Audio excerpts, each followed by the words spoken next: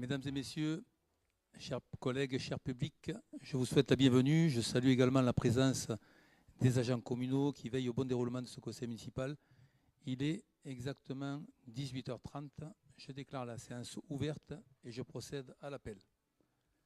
Donc Yves Cazerola présent, Manon Crousier présente, Michel Agnel présent, Myriam Aiguirre présente, Frédéric Berne présent, Émeric Navez. Il a donné procuration à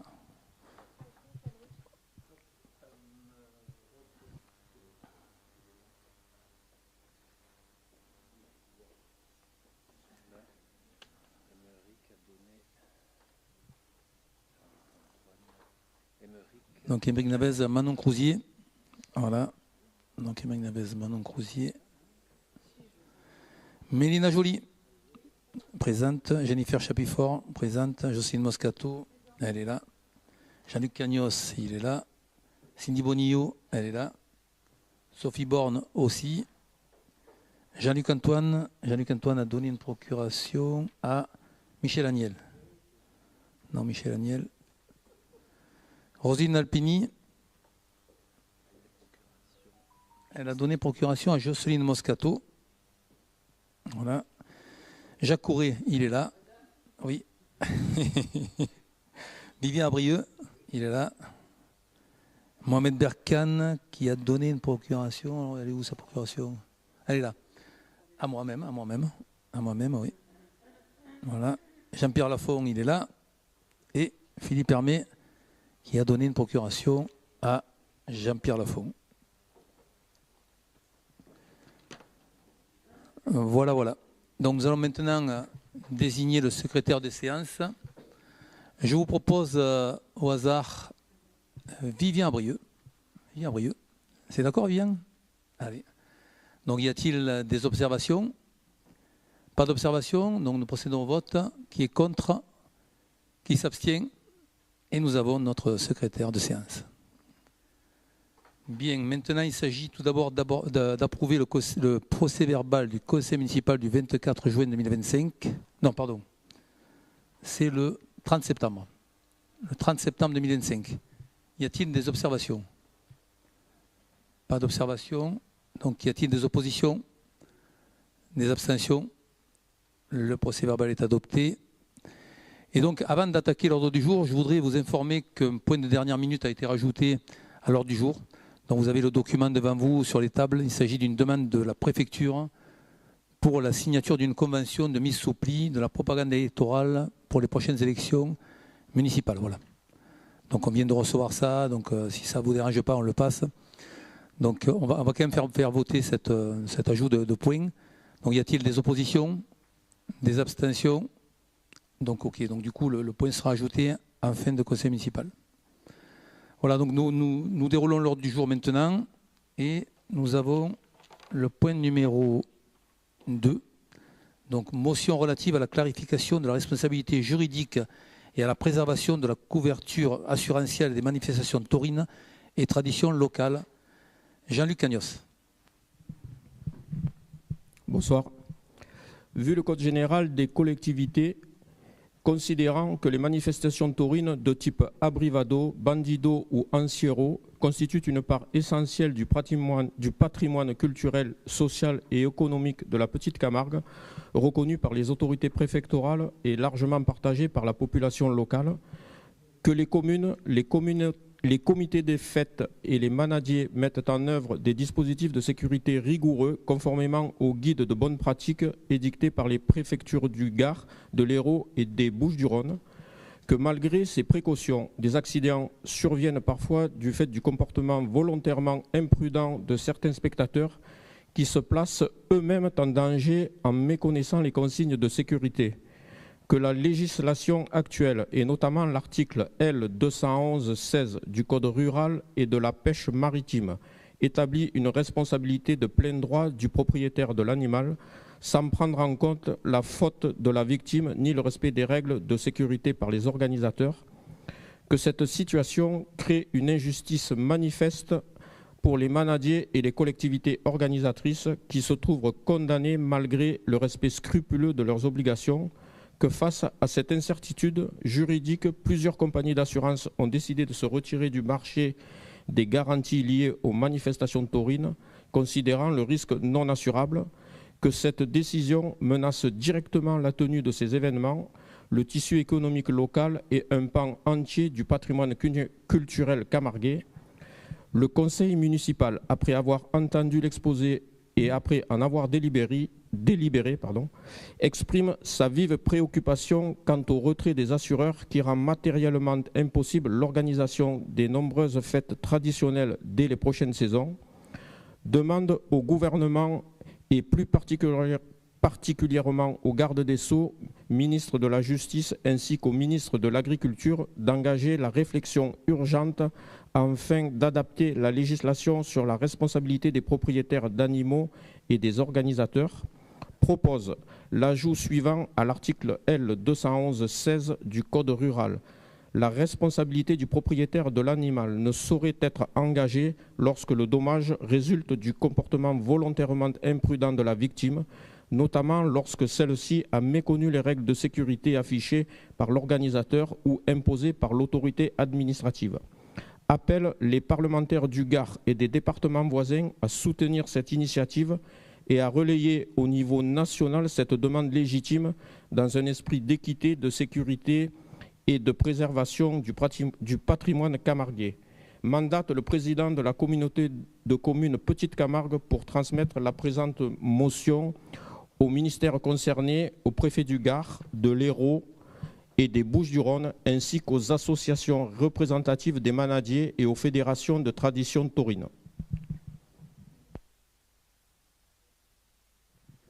Merci Jean-Luc. Donc y a-t-il des remarques? Pas de remarques. Donc, nous sommes dans un territoire évidemment qui aime les traditions taurines et donc on a évidemment beaucoup de... Enfin, on est vraiment avec cette motion pour justement qu'on puisse assurer, parce que déjà les assurances avaient pas mal monté hein, et donc c'était déjà problématique.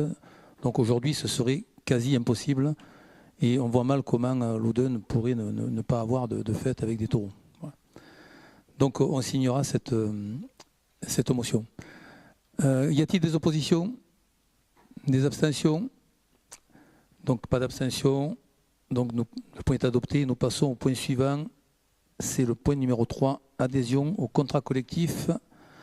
Donc adhésion obligatoire santé proposée par le centre de gestion du Gard.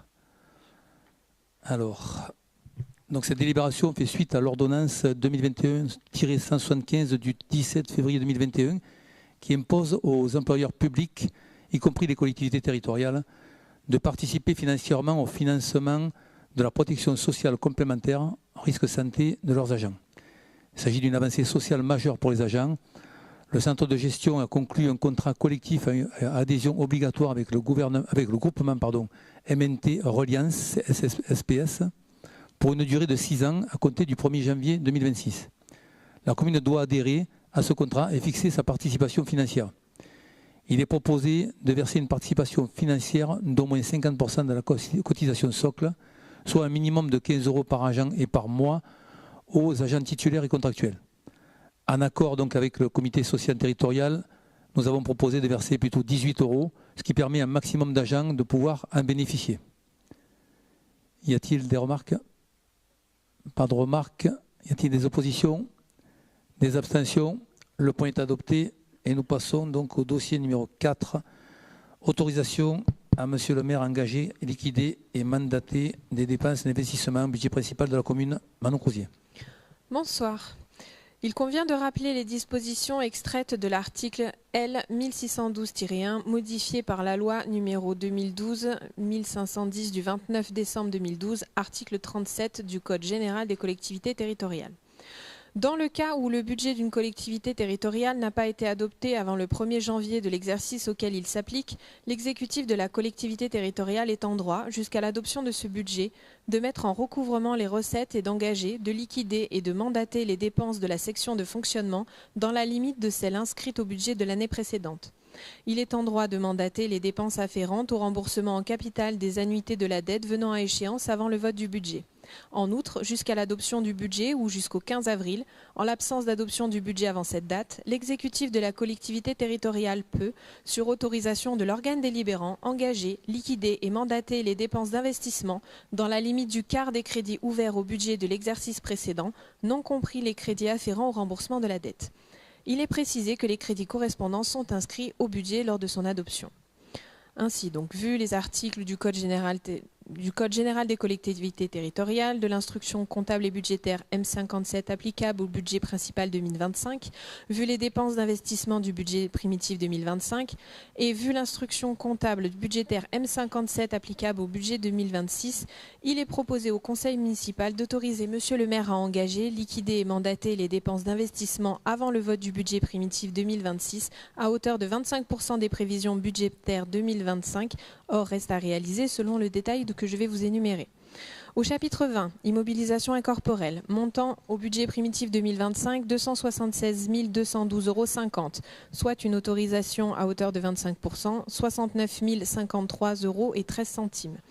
Chapitre 204, subvention d'équipement versée, montant inscrit au BP 2025, 164 230 €, soit une autorisation en 2025 de 41 057,50 €. Chapitre 21, immobilisation corporelle, 1 842 188,46 €, soit une autorisation en 2026 de 460 547,11 €.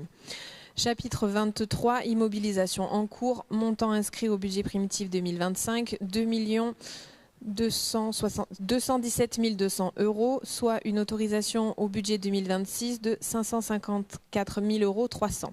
Ce qui fait un total, donc, inscrit au budget primitif 2025 de 4 499 830,96 €, soit un quart de ces montants autorisés en 2026 avant le vote du budget, soit 1 124 957,74 €.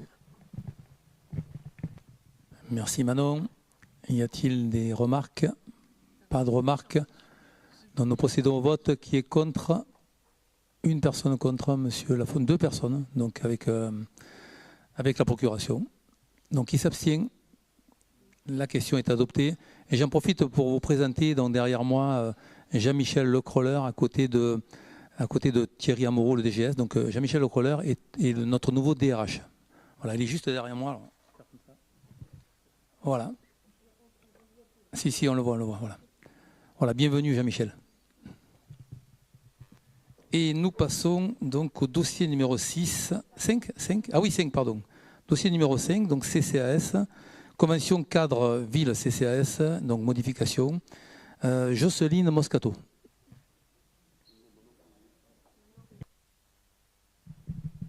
Bonsoir.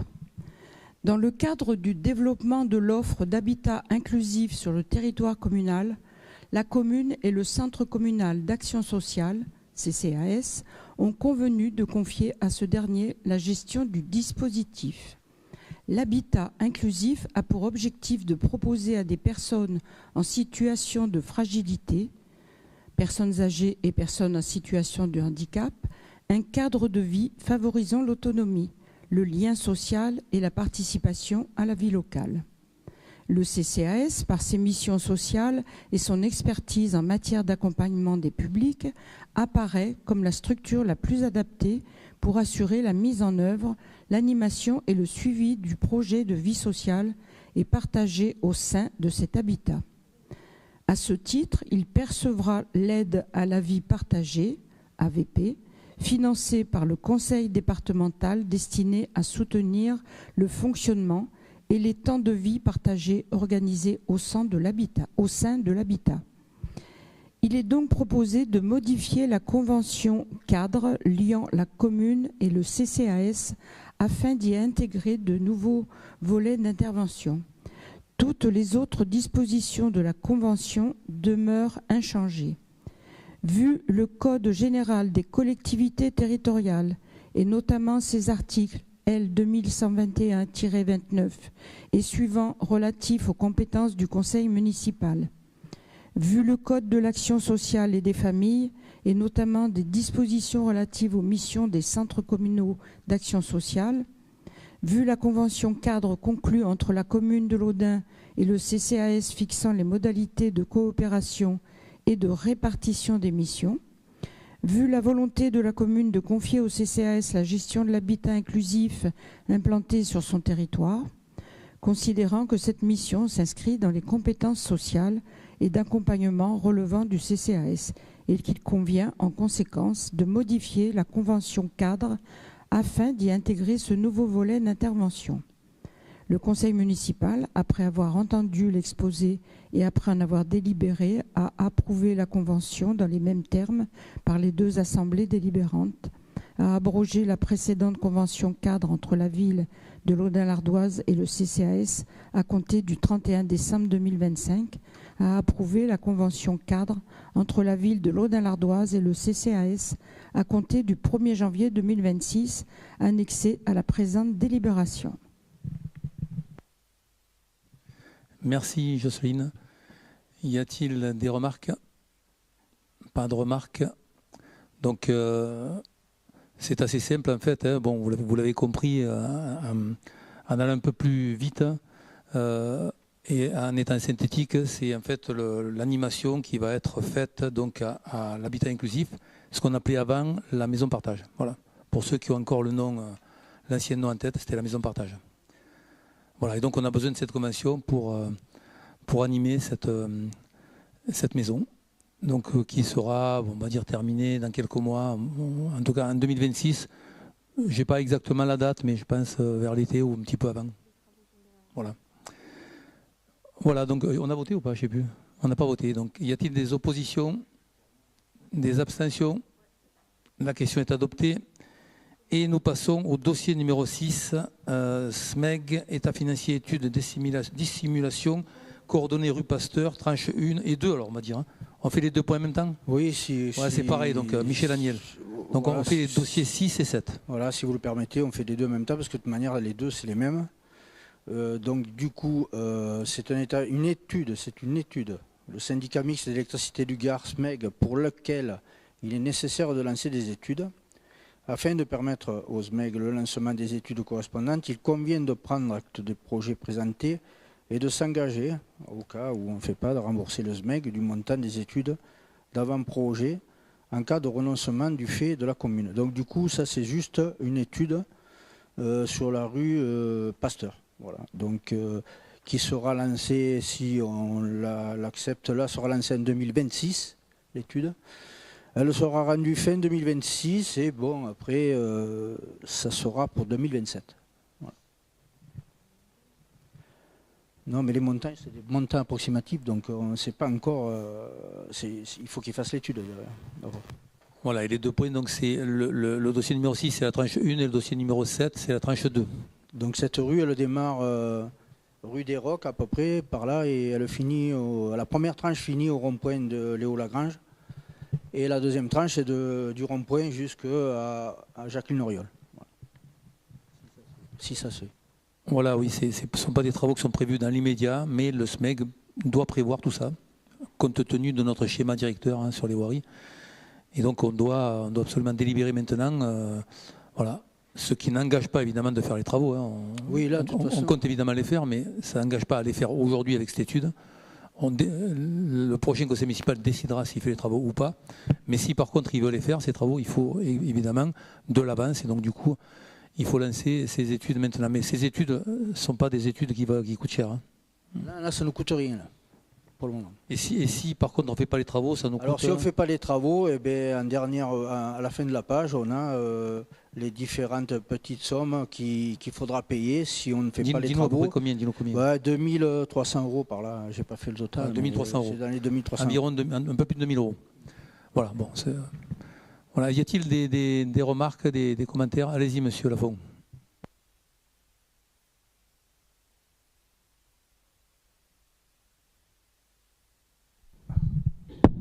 Bonsoir, merci monsieur le maire. Des petites questions. Donc on a une tranche 1, une tranche 2, si j'ai bien compris. D'après l'estimation, c'est au stade d'une esquisse, donc l'esquisse qui a dû être faite par le SMEG doit ressortir quand même un projet d'aménagement. Et le projet, parce qu'on ne peut pas faire... Je pense que le SMEG, ne serait-ce que pour l'éclairage public et autres, ils ne vont pas s'amuser à passer les réseaux dans l'esquisse, n'importe où, n'importe comment, sans qu'ils aient un projet dessiné sous les yeux pour pouvoir travailler dessus. Je ne vois pas comment ils peuvent faire dans ces cas-là, quoi. Ou c'est simplement, en claquant des doigts, on va faire ça comme ça, et ainsi de suite. Donc les réseaux, c'est bien beau l'enfouissement des réseaux, mais bon, quand même, il faut travailler sur un projet. Et le projet, est-ce que vous l'avez ou vous ne l'avez pas?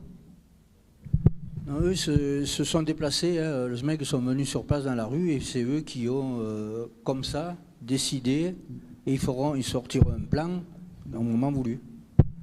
Voilà. Parce qu'après, il faudra aussi s'accorder avec l'agglo et compagnie. Donc, Non, mais Je réponds. Je comprends bien, mais dans un projet, vous allez travailler sur votre éclairage public, vous allez travailler sur des coffrets. Je connais le SMEG, je sais comment il fonctionne. S'ils n'ont rien sous les yeux, ça va être difficile d'implanter des éclairages comme ça à la louche en disant s'il faut 4 ou 5 éclairages ou 6 éclairages et que vous en ayez que 3. Donc j'ai un peu de mal à comprendre là. Mais bon, c'est pas grave. Non, mais les éclairages, ils sont déjà. Donc, en fait, ils savent à peu près où ils sont. Ils enlèveront les mâts et ils mettront d'autres mâts de la couleur qu'on met dans toutes les rues. Donc, après, ils savent exactement où se trouvent les lumières.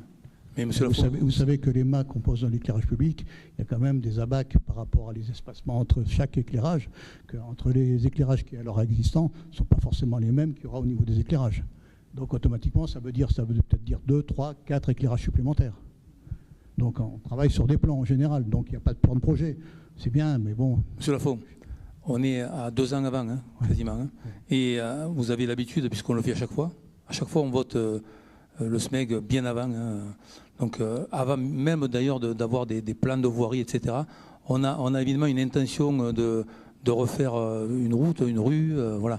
Et ensuite, enfin, en priorité, on regarde d'abord, c'est le SMEG qui d'abord donne son avis sur le sujet et qui nous dit par exemple, voilà, là il va y avoir tant de luminaires, etc. En fonction de l'existant, en fonction aussi de là où il peut passer, parce qu'il se peut très bien qu'il y ait des endroits où il ne puisse pas passer, il se peut qu'il y ait des choses encore qui ne soient pas possibles, et c'est pour ça d'ailleurs qu'il y a des études qui sont faites. Voilà. Ouais, ce qui veut dire que ça revoit quand même l'enveloppe qui est prévue certainement. Oui, bien sûr. Voilà, mais attendez, là aujourd'hui, on en est même pas à l'esquisse aujourd'hui. Moi, je pars du principe, si on fait un travail propre, on commence dès le départ en ayant un projet dessiné, et de là, on travaille finement sur le projet et on limite les dépenses. Parce que là, on va à l'inconnu. Vous allez vers l'inconnu. Non, on ne va pas vers l'inconnu. D'ailleurs, on vous l'a prouvé puisqu'on avait déjà fait plusieurs rues et ça s'est très bien passé. On ne va jamais dans l'inconnu. Si votre but aujourd'hui, c'est de dire ça, ben, écoutez, on ne va pas vous empêcher de le faire. Mais on a toujours fait comme ça fonctionne bien. Avec le SMEG, ce sont des gens compétents qui savent ce qu'ils font. Ils sont déjà venus, ils vont revenir pour faire cette étude. Ils nous diront exactement ce qu'il y a à faire à quel endroit. Et en fonction évidemment de notre schéma directeur qui dit que cette rue doit être refaite. Voilà. Mais après, en fonction de ça, il y aura bien sûr des choix à faire. Ce n'est pas aujourd'hui qu'on va décider, ce n'est pas avant des études qu'on décide ce qu'on doit faire. Vous savez bien quand même ça, non? J'espère. Je ne vais pas remettre en doute la compétence du SMEG parce que je la connais très bien au contraire, c'est un syndicat qui travaille très bien. Mais derrière, si je me souviens bien, pour les autres rues, il y a eu des plans, des projets qui ont émané de votre municipalité, qui ont été présentés. Et ensuite, derrière, vous avez enclenché les décisions avec le SMEG. Voilà, terminé. Je n'ai pas entendu ce que vous avez. Mais c'est normal, on fait des études. Les études nous amènent quelquefois à changer de... Heureusement d'ailleurs, hein. Si vous faites des études et que vous savez tout avant, ce n'est pas la peine de faire des études, monsieur Lafont. Les études servent à déterminer, et surtout, bon là, les études, ce sont les études du SMEG. D'ailleurs, c'est l'enfouissement des réseaux. Monsieur le maire, on ne va pas revenir sur les études, qui fait quoi, quand, comment. Simplement, c'est ma façon de penser et de travailler, qui est complètement différente par rapport à la vôtre, à votre équipe certainement. Moi, pour travailler sur un projet, on travaille d'abord sur une esquisse, sur un projet plan, et ensuite, de là, on soumet si c'est faisable ou pas faisable. Voilà, chacun a sa façon de travailler. Vous avez la vôtre, moi j'aurai la mienne, ou dans cette façon de travailler. Voilà, c'est tout terminé. Très bien, mais alors vous ne travaillerez peut-être pas le SMEG alors. En tout cas, c'est comme ça que travaille le SMEG. Merci monsieur Lafont, mais c'est dommage pour vous. Donc, il y a d'autres commentaires? Pas d'autres commentaires?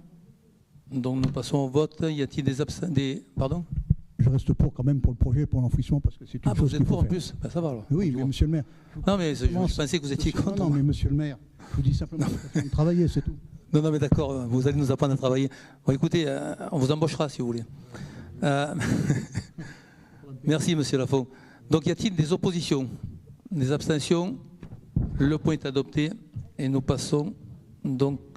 Ah oui, pardon, c'est les deux points. Hein. Donc, d'abord pour le point numéro 6, donc la tranche 1. Y a-t-il des oppositions? Des abstentions? Donc, le dossier numéro 6 est adopté. Pour le dossier numéro 7, y a-t-il des oppositions? Y a-t-il des abstentions? Le dossier est également approuvé. Et nous passons maintenant donc au dossier numéro 8, Mélina Joly. Donc c'est cession de la parcelle BM 669, anciennement BM 258P. Bonsoir. Vu la délibération du Conseil municipal numéro 2025-04-12 en date du 8 avril 2025 portant désaffectation et déclassement par anticipation de la parcelle BM 258P, nouvellement BM 669. Vu l'avis du pôle d'évaluation domaniale en date du 10 juillet 2025 portant arbitrage de la valeur vénale de ce bien à 149 000 € avec marge d'appréciation de 15%, sans justification, transmis lors de l'envoi des convocations du Conseil municipal du 2 décembre 2025. Vu l'étude d'impact pluriannuelle prévue par l'article L 2141-2 du Code général des propriétés des personnes publiques, transmise lors de l'envoi des convocations du Conseil municipal du 2 décembre 2025, considérant que l'article L 3211-14 du Code général de la propriété des personnes publiques applicable aux biens relevant du domaine privé, les collectivités territoriales, leurs groupements et leurs établissements publics cèdent leurs immeubles ou leurs droits réels immobiliers dans les conditions fixées par le Code général des collectivités territoriales. En l'occurrence, les articles L 2241-1, L 3213-2 et L 5211-37 du Code général des collectivités territoriales prévoient que toute cession d'immeubles par les collectivités territoriales donne lieu à une délibération motivée de leur organe délibérant portant sur les conditions de la vente et ses caractéristiques essentielles. Cette délibération est prise au vu de l'avis de l'autorité compétente de l'État, qui est le directeur départemental des finances publiques. Considérant que dans l'optique d'anticiper les effets délétères de la mise en service de la déviation de la RN 580 pour les commerces de proximité du bourg de l'Ardoise sur l'affluence des clients, la commune a souhaité favoriser la réimplantation des dits commerces dans un quartier propice au maintien et au développement de leur exploitation économique. Considérant que la parcelle nouvellement cadastrée BM 669, issue de l'ancienne BM 258, constitue un emplacement idéal qui présente un double intérêt quant à son positionnement depuis le giratoire GR4 et sa contenance suffisante permettant de réaliser un bâtiment avec une emprise au sol conséquente et pouvant accueillir une aire de stationnement dimensionnée aux besoins. Considérant que c'est dans ce contexte que la Ségare 30 a accompagné la commune afin de porter la réalisation d'un bâtiment en vente en l'état futur d'achèvement pour 1120 m² de surface de plancher destiné au commerce en rez-de-chaussée et à des bureaux en R+1. Le projet mobilisant uniquement 2987 m² des 11 236 m² de la parcelle BM 258. Considérant alors que pour la réalisation de ce projet, la parcelle communale BM 669 doit être cédée. Considérant que la parcelle sur laquelle est implanté le parking du foyer Jacques Brel a fait l'objet d'une délibération du Conseil municipal en date du 8 avril 2025 portant désaffectation et déclassement par anticipation de la parcelle BM 258P, nouvellement BM 669. Considérant que la parcelle BM 669, située en zone UN d'une superficie totale d'environ 2987 m², au 1510 route de Laudun, 30 290 Laudun-l'Ardoise, a été estimée par le service des domaines à 149 000 € hors taxes et hors droits. Considérant que cette valeur est assortie d'une marge d'appréciation de 15%, portant la valeur minimale de cession sans justification particulière à 134 100 € selon l'avis en date du 10 juillet 2025. Considérant que la commune vend 2987 m² environ de terrain à bâtir. Considérant que bien qu'aucune justification ne soit exigée pour obtenir le prix de 134 100 €, il est précisé que ce prix est consenti en raison des contraintes hydrauliques imposées à l'acquéreur, lesquelles engendrent un surcoût significatif tant sur la conception que sur la réalisation de l'immeuble, alors même que de cette contrainte n'a pas été identifiée lors de la consultation de la direction des domaines, dont l'estimation a été établie sur la base d'un compte à rebours foncier ne tenant pas compte de la rehausse du bâtiment et de son parvis de 60 cm. Considérant l'intérêt général, il est proposé au conseil municipal de céder la dite parcelle à 134 100 € selon l'estimation des domaines susvisés. Le conseil municipal, après avoir entendu l'exposé et après en avoir délibéré, autorise la cession de par la commune de Laudun-l'Ardoise à la Ségare 30, représentée par M. Delorme, de la parcelle nouvellement cadastrée BM 669 6 route de Laudun d'une superficie d'environ 2987 m², prévoit que conformément à l'article L 2141-2 du Code général des propriétés des personnes publiques, l'acte de vente stipulera que la vente ne sera conclue de plein droit que si la désaffectation est intervenue dans le délai fixé, soit au plus tard le 1er janvier 2026. Prévoit que l'acte de vente aura une clause organisant les conséquences de cette résolution ainsi que des clauses relatives aux conditions de libération du bien par le service public ou de reconstitution des espaces affectés à l'usage direct du public. Précise que cette cession interviendra au prix de 134 100 € hors taxe et que les frais d'acte notarié seront à la charge de l'acquéreur.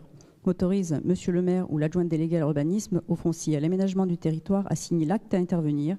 Dit que la recette en résultat en sera imputée au chapitre 77, produits exceptionnels, article 775, produits de cession d'immobilisation du budget. Dit que la présente délibération sera notifiée à Monsieur le préfet du Gard et fera l'objet d'une publication sur le site internet de la commune. Merci Mélina. Y a-t-il des commentaires? Pas de commentaires. Donc nous procédons au vote. Qui est contre? Qui s'abstient? La question est adoptée. Et donc nous passons au dossier numéro 9. Convention de stationnement BM 668, anciennement BM 258, Mélina Joly.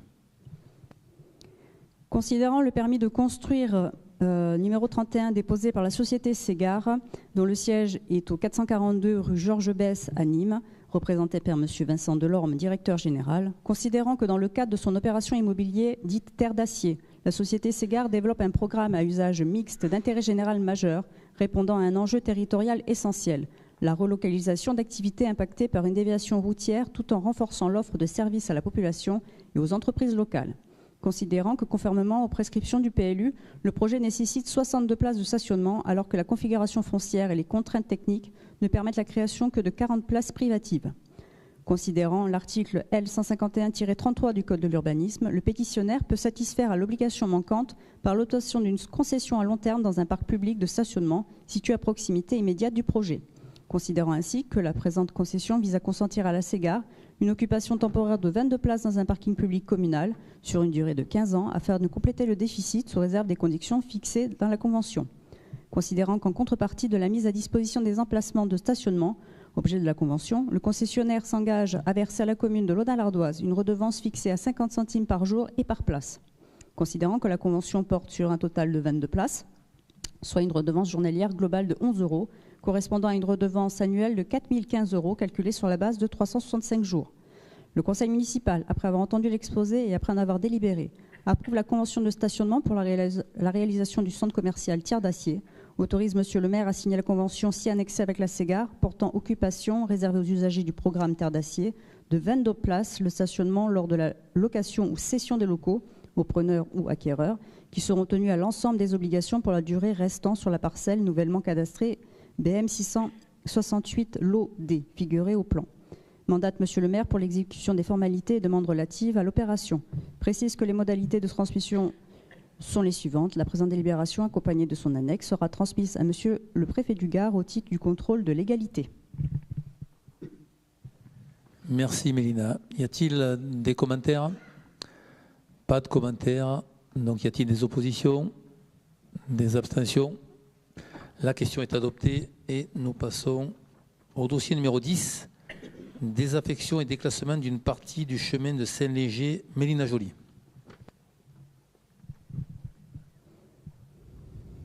Vu l'avis de la Direction générale des finances publiques pour l'évaluation domaniale du Gard en date du 14 novembre 2025, vu le plan de cession en date du 29 octobre 2025, établi par Global GeoExpert et le document de modification cadastrale visant à diviser la parcelle BK 171 en deux nouvelles parcelles, BK 191 et BK 192, transmis lors de l'envoi des convocations du conseil municipal. Considérant que la commune a été sollicitée par M. Alan Chapin, nouveau propriétaire du domaine de Saint-Léger et riverain du chemin de Saint-Léger, pour l'acquisition d'une emprise d'une surface de 289 m² en nature de voirie, jouxtant sa propriété et constituée d'un espace vert planté. Considérant que cette emprise est située sur la parcelle cadastrale BK 171, dont la voie circulable est classée au tableau des voies communales. Considérant que tout bien dépendant du domaine public est par principe inaliénable, insaisissable et imprescriptible. Considérant que préalablement à toute cession de l'emprise foncière de la voirie publique, une procédure visant à déclasser le bien du domaine public communal est nécessaire et réalisable seulement à la condition que la désaffectation soit matériellement effective. considérant en effet que le déclassement doit constater que le bien appartenant à la commune n'est plus affecté à un service public ou à l'usage du public. Dans le cas présent, le bien n'est plus affecté à l'usage du public. Considérant que la condition ci-avant rappelée est atteinte, l'emprise concernée est composée d'un espace vert planté de cyprès entretenu par le propriétaire riverain, sur laquelle il n'existe aucune circulation de véhicules ou de piétons. Il est d'ailleurs certain, au regard des plans IGN de 1950 à 1965, que la circulation ne se faisait pas sur cette emprise. Considérant à l'espèce que l'acquisition de cet espace vert d'environ 289 m² n'a pas pour conséquence de porter atteinte aux fonctions de desserte et de circulation assurées par cette voie et n'est donc pas préjudiciable à la libre circulation des usagers de la voie. Considérant ainsi qu'au regard de l'article L141-3 du Code de la voirie routière, le déclassement de cette emprise publique peut être dispensé d'enquête publique. Considérant qu'après consultation, conformément à l'avis du pôle d'évaluation domaniale en date du 14 novembre 2025, il est proposé au conseil municipal de céder à M. Alan Chapin et Mme Anna Chapin pour un montant de 462 € la parcelle BK 191 à détacher d'une contenance de 289 m² constituant partie du domaine public routier désaffecté, tel que représenté sur le plan du géomètre. Le conseil municipal, après avoir entendu l'exposé et après en avoir délibéré, constate la désaffectation de la parcelle BK 191 cadastrée au plan de division pour une contenance de 289 m², déclasse la parcelle subdivisée du domaine public communal en vue de son transfert dans le domaine privé de la commune de Laudun-l'Ardoise, décide de vendre au prix de 462 € la parcelle subdivisée à M. Alan Chapin et Mme Anna Chapin, autorise M. le maire ou son adjoint délégué à l'urbanisme, à l'aménagement du territoire et au foncier de signer l'acte devant notaire à intervenir à cet effet, et inscrit la recette au budget de la commune, l'ensemble des frais liés à cette cession étant à la charge de l'acquéreur. Merci Mélina. Y a-t-il des remarques, des commentaires? Pas de remarques, pas de commentaires. Y a-t-il des oppositions, des abstentions? Le dossier est adopté et nous passons au dossier numéro 11, dénomination impasse AD 186 et classement dans le domaine public routier communal. Sophie Borne. Bonsoir. Il est demandé au conseil municipal de dénommer la parcelle AD 186, propriété de la commune, constitutive d'une impasse desservant plusieurs maisons individuelles et de décider de son classement dans le tableau de la voirie communale. Le conseil municipal, après avoir entendu l'exposé et après en avoir délibéré, procède à la dénomination impasse Lucette Vigne de la parcelle AD 186, représentée sur les plans annexés à la présente. Charge Monsieur le maire et ou son adjoint délégué à l'urbanisme de procéder à la numérotation des immeubles de ce secteur. Autorise Monsieur le maire à signer toutes les pièces nécessaires à l'exécution de la présente délibération. Classe la parcelle AD 186 dans le domaine public routier de la commune, met à jour le tableau de classement de la voirie communale en date du 11/03/2025. Précise que les modalités de transmission sont les suivantes. La présente délibération, accompagnée de son annexe, sera transmise à Monsieur le préfet du Gard au titre du contrôle de la légalité. Merci. Je n'ai pas entendu le nom de la rue. Impasse Lucette Vigne. Impasse Lucette Vigne. OK. Merci Sophie. Y a-t-il des remarques, des commentaires? Pas de remarques, pas de commentaires. Y a-t-il des oppositions, des abstentions? La question est adoptée. Nous passons au dossier numéro 12, Mélina Joly, foncier, acquisition au titre de la voirie, rue Jean Giono.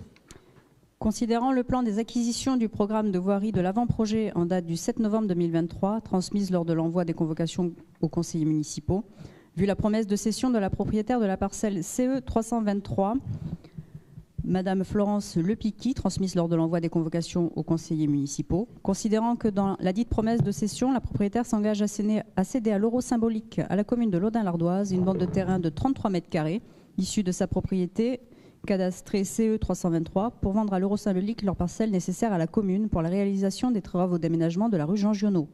Considérant la nécessité pour la commune d'acquérir la parcelle pour la réalisation du programme de réfection de la rue Jean Giono tel que représenté sur l'avant-projet. Le conseil municipal, après avoir entendu l'exposé et après en avoir délibéré, confirme se porter acquéreur de la parcelle cadastrée située rue Jean Giono pour la superficie décrite, fixe le prix d'acquisition au prix de 1 € symbolique pour la dite parcelle, précise la prise en charge par la commune de Laudun-l'Ardoise des frais de géomètre et de notaire inhérents à ces acquisitions, autorise Monsieur le maire ou son adjoint délégué à l'urbanisme à signer devant notaire tout acte nécessaire à l'aboutissement de l'acquisition de la parcelle CE 323 pour l'élargissement de la voirie publique communale, dit que la présente délibération sera notifiée à Monsieur le préfet du Gard et fera l'objet d'une publication sur le site internet de la commune.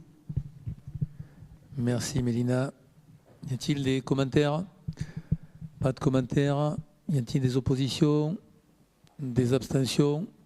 La question est adoptée et nous passons au dossier numéro 13. Foncier, participation financière au loyer du local professionnel des médecins généralistes. Jacques Courret. Au regard des difficultés croissantes d'accès aux soins rencontrées par la population du territoire communal et la nécessité de favoriser l'installation de nouveaux médecins sur le territoire, la commune souhaite apporter une aide financière à l'installation et au maintien des médecins généralistes par la prise en charge partielle du loyer de leur local professionnel. Dans cet objectif, il convient de fixer les modalités de cette aide à travers une convention tripartite entre le propriétaire bailleur du local professionnel, le médecin généraliste locataire et la commune. Ainsi, il est demandé au conseil municipal d'instituer une aide financière destinée à soutenir l'installation et le maintien de médecins généralistes libéraux exerçant sur son territoire sous la forme d'une subvention de loyer pour les locaux professionnels affectés à leur activité de soins. Étant précisé que ce ne seront éligibles à cette aide que les 3 nouveaux premiers médecins généralistes souhaitant exercer sur le territoire communal. D'approuver les modalités d'attribution de la subvention de loyer qui pourra couvrir jusqu'à 50% du montant du loyer mensuel hors charge dans la limite de 2 400 € par an et par bénéficiaire pour une durée maximale de 2 ans à compter de la date d'installation. Le versement de l'aide est directement attribué au propriétaire bailleur, conditionné à la production du bail et à la justification de l'activité effective sur la commune. Merci Jacques. Y a-t-il des remarques, des commentaires? Pas de remarques, pas de commentaires. Y a-t-il des oppositions? Des abstentions? La question est adoptée et nous passons au dossier numéro 14. Mise à disposition de 2 logements rue Albert André au profit de médecins généralistes. Cindy Guézy.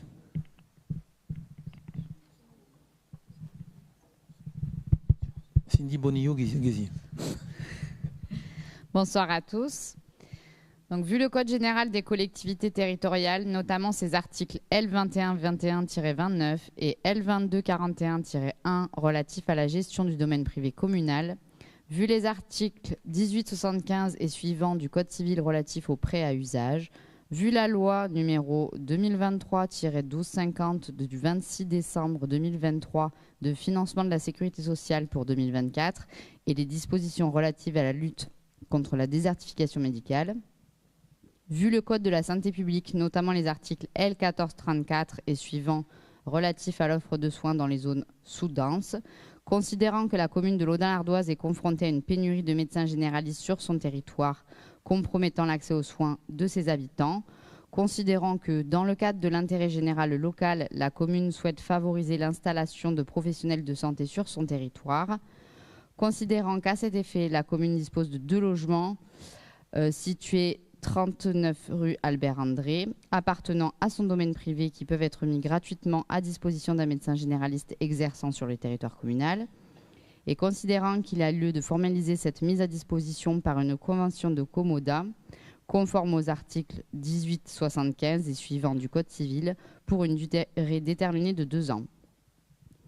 Le conseil municipal, après avoir entendu l'exposé et après en avoir délibéré, autorise la mise à disposition gratuite de 2 logements communaux 6-39 rue Albert André à Laudun-l'Ardoise au profit de médecins généralistes exerçant sur la commune de Laudun-l'Ardoise dans le cadre d'une convention de commodat d'une durée de 2 ans.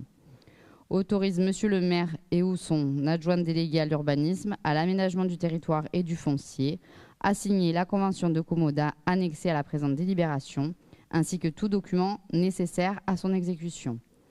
précise que la convention demeurera strictement gratuite, le bénéficiaire prenant à sa charge uniquement les dépenses relatives à sa consommation personnelle, c'est-à-dire l'eau, l'électricité, assurance habitation, ordures ménagères, etc.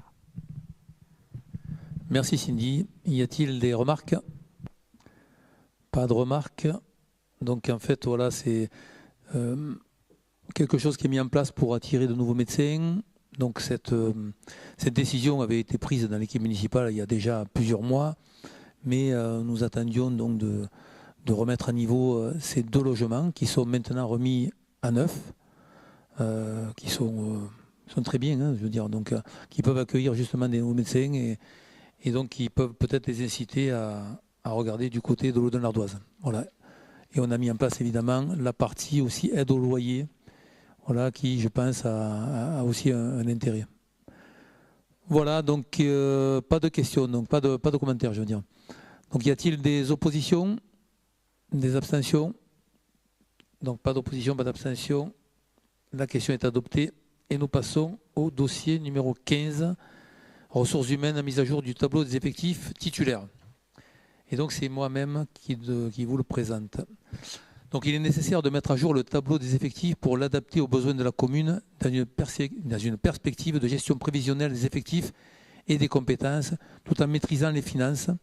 Il est décidé donc de créer plusieurs postes permanents pour renforcer ou pérenniser des services essentiels, notamment 2 postes d'assistants ressources humaines, donc cadre d'emploi des rédacteurs, un poste responsable service économie numérique, rédacteur, des postes créés dans le cadre de la promotion interne, comme un responsable des affaires scolaires, non rédacteur, et un responsable bâtiment, agent de maîtrise, et un adjoint au chef de voirie, agent de maîtrise. Voilà, y a-t-il des remarques sur ce point? Pas de remarques. Donc y a-t-il des oppositions? Des abstentions? Le dossier est approuvé et nous passons donc au dossier numéro 16. Travaux, voirie, réseau, fonds de concours, demande de participation 2022 rue Clément Adair, abroge la délibération 2024-09-10 du 24 septembre 2024. Jennifer Chapifort. Bonsoir à tous. Vu le Code général des collectivités territoriales, vu les articles L2122-22 et L2122-23 du Code général des collectivités territoriales, vu la délibération du 3 avril 2023, l'agglomération du Gard rhodanien a voté des fonds de concours aux communes sur une base de 10 € par habitant, soit 64 470 € pour l'Audun-l'Ardoise. Vu la délibération 2024-09-10 du 24 septembre 2024 sollicitant l'agglomération du Gard rhodanien pour le fonds de concours à titre de l'exercice 2022, considérant que le projet de rénovation de la rue Adair suite à l'effondrement d'un mur de soutènement est estimé à 115 428 €, ce qui fait 138 513 € TTC. Considérant la convention de fonds de concours pour l'attribution de 57 850 000 € par la CAGR de l'aménagement de la rue Boulogne pour l'exercice 2024, le plan de financement sera le suivant. 57 850 € hors taxes accordés au titre des fonds de concours 2022 de la CAGR dans la sécurité des accès riverains. 22 721,67 € fonds de commun TVA. 57 941 000 € 33 par communal autofinancé. Le conseil municipal, après avoir entendu l'exposé et après en avoir délibéré, abroge la délibération 2024-09-10 du 24 septembre 2024, approuve les travaux de réfection de la rue Adair pour un montant global de 138 513 € TTC, sollicite l'agglomération du Gard rhodanien pour le fonds de concours au titre de l'exercice 2022 selon le plan de financement ci-dessous, 57 850 €, approuve la convention à intervenir avec le Gard rhodanien, autorise Monsieur le maire à la signer, ainsi que tout document y relatif. Merci Jennifer. Y a-t-il des remarques? Pas de remarques. Y a-t-il des oppositions? Des abstentions? La question est adoptée et nous passons donc au dossier numéro 17, convention de mise sous pli de la propagande électorale, donc le point qui a été rajouté. Donc Manon Crozier. Vu le Code général des collectivités territoriales, notamment ses articles L 1111-1 et L 1111-2 et L 2121-29, vu le Code électoral dans ses articles L 241 et R 34, vu le Code de la commande publique, notamment l'article L 2511-6, vu la loi numéro 82-213 du 2 mars 1982, modifiée relative aux droits et libertés des communes, des départements et des régions, notamment son article 1, considérant que, à l'occasion de l'organisation des élections municipales et communautaires du 15 et 22 mars 2026, la préfecture du Gard confie la mise sous pli de la propagande électorale à destination des électeurs à la commune de Laudun-l'Ardoise. Considérons que, dans ces conditions, le préfet du Gard délègue à la commune, sous la responsabilité de la commission de propagande, les opérations suivantes. Adressage des enveloppes le cas échéant, selon une modalité à définir en commun avec la préfecture et la poste parmi les 4 configurations définies à l'annexe 1. Mise sous pli de la propagande électorale pour chaque électeur, une profession de foi et un bulletin de vote de chaque liste candidate. Ordonnancement des enveloppes conformément au mémorandum de la Poste annexé à la présente convention en vue de leur acheminement au domicile des électeurs. Remise à la Poste des plis cachetés à destination des électeurs dans les contenants fournis à cet effet, conformément au mémorandum de la Poste annexé à la présente convention. Considérant que dans ce cadre, la préfecture du Gard doit conclure avec la commune une convention relative à la réalisation de la mise sous pli de la propagande électorale. Considérant que cette convention définit les missions objets de la convention, les modalités de réalisation de ces missions ainsi que les dispositions financières sous forme de dotation, laquelle a vocation à couvrir l'ensemble des dépenses liées aux missions objets de la présente convention, dont les dépenses de personnel et de matériel, les charges patronales, la location de la salle, etc. Considérant que la dotation allouée à la commune pour cette opération est arrêtée par la préfecture par tour de scrutin à l'issue du second tour en fonction des tarifs définis ci-dessous et pour la mise sous pli du nombre de listes candidates ayant remis leur propagande. Considérant qu'il est donc proposé au conseil municipal d'adopter la convention relative à la réalisation de la mise sous pli de la propagande électorale avec la préfecture du Gard pour la bonne tenue des élections municipales et communautaires des 15 et 24 mars 2026 et d'autoriser Monsieur le maire à la signer. Le conseil municipal, après en avoir entendu l'exposé et en avoir délibéré, adopte la convention relative à la réalisation de la mise sous pli de la propagande électorale et autorise Monsieur le maire à la signer. Merci Manon. Y a-t-il des commentaires? Pas de commentaires. Donc y a-t-il des oppositions? Des abstentions? La question est adoptée et je crois que c'était le dernier point. Donc je vais maintenant vous lire faire lecture donc, des décisions du maire depuis le dernier conseil municipal. La première, donc contrat de désinsectisation, de dératisation des bâtiments communaux et élimination des nids de frelons avec la société SAS Beaulieu pour un montant annuel de 3 390 € TTC. La deuxième, contrat de service BL Act Office et BL Cabinet numérique avec la SAS Berger-Levrault pour une durée de 36 mois et un montant global de 3 518,02 € hors taxe, soit 4 221,62 € TTC. La troisième, marché à procédure adaptée pour l'installation de nombrières photovoltaïques en autoconsommation collective sur le parking du Forum par l'entreprise Valette et compagnie pour un montant de 378 316,50 € hors taxe, soit 453 979,80 € TTC. La quatrième, donc contrat de maintenance prémunile pour les défibrillateurs avec la société Matessir pour le rajout de 3 défibrillateurs pour un montant de 288 € hors taxe, soit 345,60 € TTC. La cinquième, demande de subvention auprès de la Poste pour un dispositif d'alerte sécurité au sein de l'agence postale communale sur la base d'un montant de 282 € hors taxe. La sixième, fongibilité des crédits. Décision budgétaire portant virement de crédit au chapitre 21, du chapitre 21 au chapitre 23 pour les travaux de la rue Joliot-Curie qui ne seront pas terminés au 31/12/2025 pour un montant de 350 000 €. La septième, fongibilité des crédits portant virement de crédit du chapitre 011 au chapitre 68 dans le cadre d'un contentieux pour un montant de 84 000 €. Et donc la huitième, provision pour risques et charges portant sur un recours indemnitaire contentieux. L'indemnisation provisionnelle globale qui pourrait en résulter est estimée à 85 000 €. Voilà. Donc, mesdames et messieurs, chers collègues et chers publics, nous arrivons au terme de ce conseil municipal.